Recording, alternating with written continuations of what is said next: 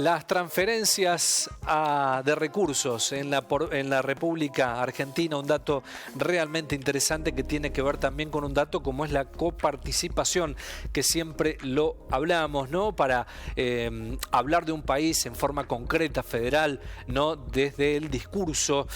Transferencias de fondos del Estado a las provincias, ¿cómo impacta teniendo en cuenta la inflación? Especialista Alejandro Pegoraro, que es director de la consultora Politicón de Chaco, habitualmente está con nosotros, nos va a comentar de qué se trata esto. Hola Ale, un gusto, un placer saludarte, ¿cómo estás? ¿Qué tal, Ezequiel? ¿Cómo te va? Buenas tardes. Bueno, muy bien, muy bien.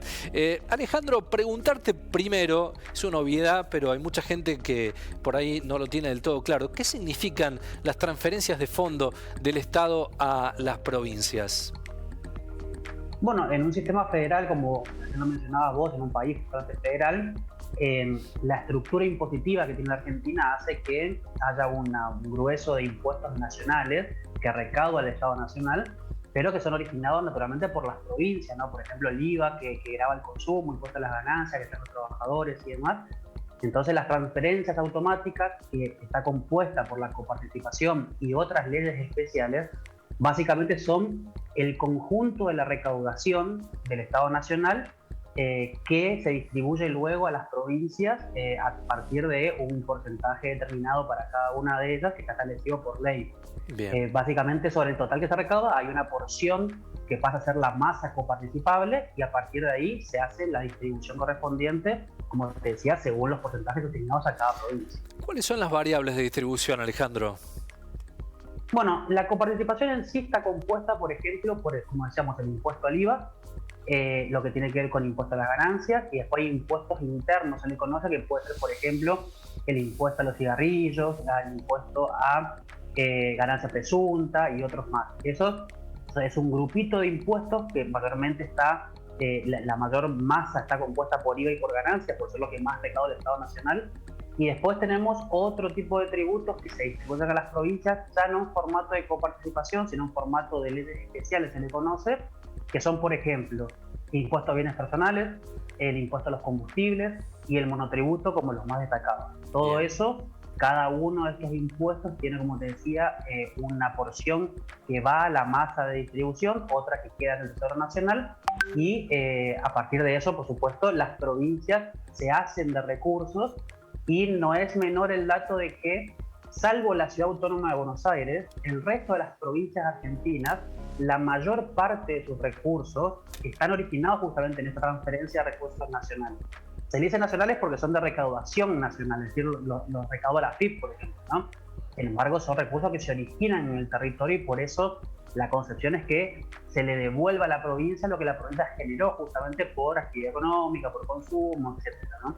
Y como te decía, es el principal ingreso de las provincias y obviamente en ese marco tenemos extremos, por ejemplo, las provincias de La Rioja, Catamarca, Formosa, más del 80% de sus recursos derivan de esa transferencia del Estado Nacional, mientras que otras como Córdoba, Santa Fe, Entre Ríos, provincia de Buenos Aires, está más o menos en torno al 60-70%, ya que son provincias que al tener un grado de desarrollo relativo un poco más alto, tienen una fuerte base de recaudación tributaria local propia, bastante más fuerte. Entonces, eso hace crecer el peso de los tributos locales. Pero sin embargo, te repito, todas las provincias dependen mayormente de este tipo de recursos, que son los que en volumen, en pesos, representan a la mayor parte de los ingresos que disponen para hacer frente a sus gastos. Bien, vamos a ver unas placas que nos ha preparado producción para continuar hablando de, del impacto en marzo de 2022 que han elaborado. Alejandro, contanos de qué se trata. Exacto, nosotros todos los meses lo que hacemos al cierre de meses es analizar justamente cómo anduvieron, cómo evolucionaron las transferencias a las provincias. Y acá hay dos situaciones que se dan en marzo de bastante importancia. Por un lado, cuando uno consolida todas las transferencias a las 23 provincias y la Ciudad Autónoma de Buenos Aires, nuevamente tenemos un mes donde las transferencias en términos generales superaron a la inflación. Estamos hablando de el cuarto mes consecutivo y de los últimos 20 meses solamente en dos se movieron por debajo de la inflación, es decir, tuvieron caídas reales. Eso es muy importante para las cajas provinciales porque estamos hablando de un crecimiento sostenido en términos reales, es decir, descontando los impactos de la inflación, lo que naturalmente genera un alivio para las finanzas de las provincias y para poder hacer frente justamente al gasto de gestión que cada uno considere, ¿no? Sin embargo, en marzo, así como fue en términos generales un buen mes nuevamente, se observa primero que nada una desaceleración en el crecimiento. Es decir, venía creciendo, en febrero por ejemplo, creció casi el 4% interanual comparado con el mismo mes del año anterior, siempre descontando la inflación, pero en el mes de marzo, a partir justamente del salto inflacionario, del récord que vimos la semana pasada con el dato de inflación, el crecimiento fue bastante menor, fue por debajo del 2%. Pero hacia adentro de las provincias, ¿nosotros qué hacemos? Para poder evaluar justamente el impacto territorial de la inflación, ustedes saben bien que el INDEC mide la inflación a nivel nacional y después desagregada por regiones. Entonces, el cálculo que hacemos para hacer este descuento de la inflación sobre las transferencias, lo hacemos utilizando los IPC regionales. Entonces, para las provincias del NEA, usamos el IPC NEA, para las provincias del NOA, el del NOA, etc. Ahora, ¿qué pasó en marzo? La región que tuvo más inflación a nivel mensual y a nivel interanual fue la Patagonia. Entonces, las provincias patagónicas, cuando vemos las transferencias de recursos, justamente por el fuerte salto que tuvo en marzo la inflación en esa región, terminaron en verdad con una caída real. Es decir, el incremento año a año que hubo en los recursos no logró superar justamente esa inflación tan fuerte que tuvo marzo. Así que mientras que el total de las transferencias creció, en verdad tenemos en el medio a 5 provincias que en verdad tuvieron una caída real en los recursos, lo que cuando uno proyecta, incluso para los siguientes meses, donde sabemos que la inflación va a seguir siendo un problema, genera justamente una incertidumbre en las provincias patagónicas de qué manera va a evolucionar la inflación a nivel regional, para ver de qué manera también los recursos van a seguir estando por debajo de justamente la inflación o van a poder volver a nacer. Claro, que es la placa que estamos viendo, Alejandro, ¿no? Exactamente, esa Bien. placa, ahí se ve bien Río Negro, Chubut, Neuquén, Tierra del Fuego y Santa Cruz son las provincias que terminaron el mes de marzo con una caída real. Y un comentario casi anecdótico es que es la primera vez en por lo menos 4 años en donde este desfasaje de inflación por regiones, es decir, los impactos más duros de una región que en otra, hace de que en este análisis comparativo de las transferencias solamente algunas provincias terminen con caída real y no todas. Claro. Por lo general se movían de una manera bastante similar, pero es la primera vez que observamos justamente este fenómeno donde hay 18 provincias con crecimiento y 5 con caída. Claro, claro. El alza del índice de precios al consumidor también, ¿no?, impacta en una menor distribución para las provincias y esto tiene que ver con el fenómeno inflacionario, Alejandro, ¿no?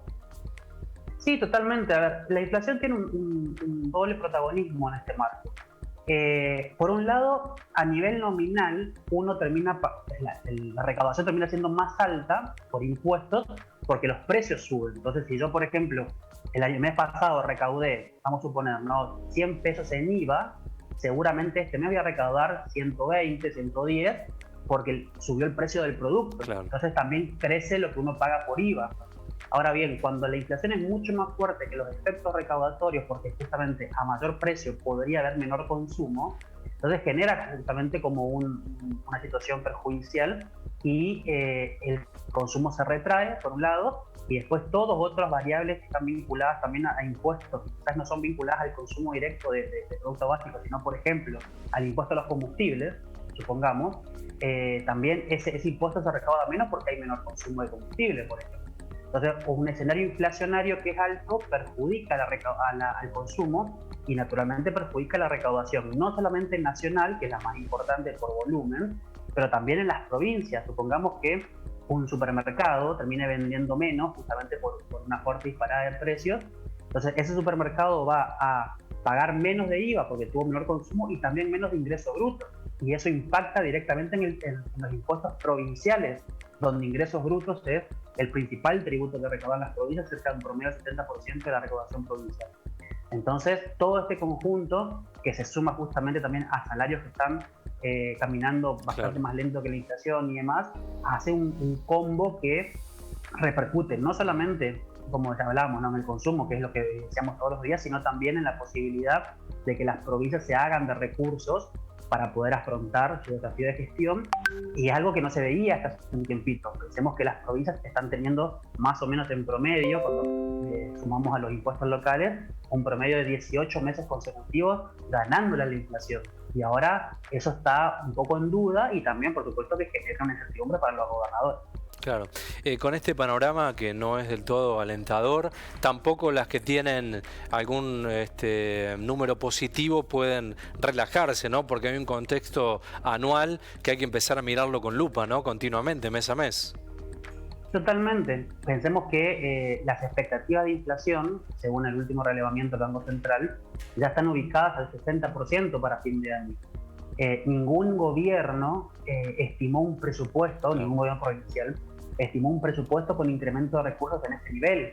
Entonces, si hay un incremento fuerte de la inflación sumado a una caída del consumo, entonces a nivel, por ejemplo, coparticipación, puede haber menos envíos a las provincias, puede haber menor recaudación propia y puede haber una serie de desfasajes en términos de financiamiento a las provincias que abren incertidumbre, sobre todo, como te decía, viniendo de un escenario del 2021 que para las provincias fue muy bueno en términos de ingreso de recursos. Obviamente que también acá entra en juego, Ezequiel, el papel de las finanzas provinciales, en el sentido de que en el 2021, por ejemplo, se cerró el año con superávits de las provincias muy fuerte y casi récord en varios años. Es decir, las provincias terminaron en promedio con un ahorro al final del año que le permitiría hacer frente este año a eventuales desfasajes de la recaudación y eventuales caídas justamente de ingresos de recursos.